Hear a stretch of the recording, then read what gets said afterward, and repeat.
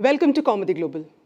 On December 9th, in Yangtse area of Tawang sector, PLA troops encroached upon and attempted to change status quo. This attempt was tackled by Indian Army strongly. Our soldiers bravely stopped PLA from encroaching upon Indian territory and forced them to go back to their post. Minister Rajnath Singh told both houses of parliament that the Indian army stopped the troops of the Chinese army along the line of actual control in Tawang sector in Arunachal Pradesh. He said that the Indian soldiers were not seriously injured in the clash in the Tawang and they intervened in time.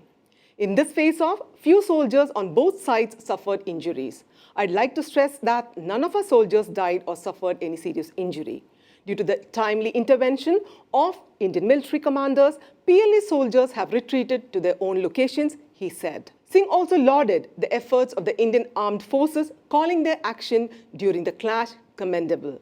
The issue has been discussed with the Chinese government through diplomatic channels. The army is ready to face any challenge, Defence Minister said. India has strongly protested against the violation of line of actual control by the Chinese army in Arunachal Pradesh's Tawang sector. Defence Minister Rajnath Singh told Parliament that there will be no compromise on the integrity of the country and that India has conveyed its protest to China at the diplomatic level.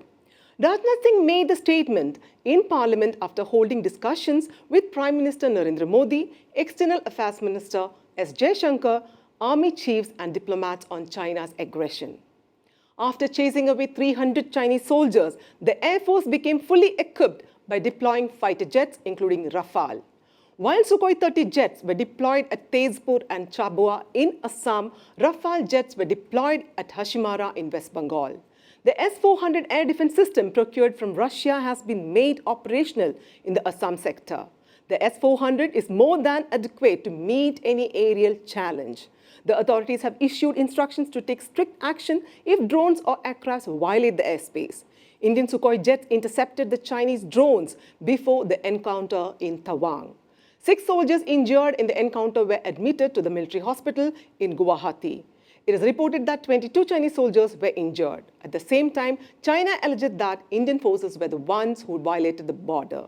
Clashes that broke out near the line of actual control in Arunachal Pradesh on December 9 is the first direct clash between the two troops of both countries since the Galwan Valley clash on June 15, 2020.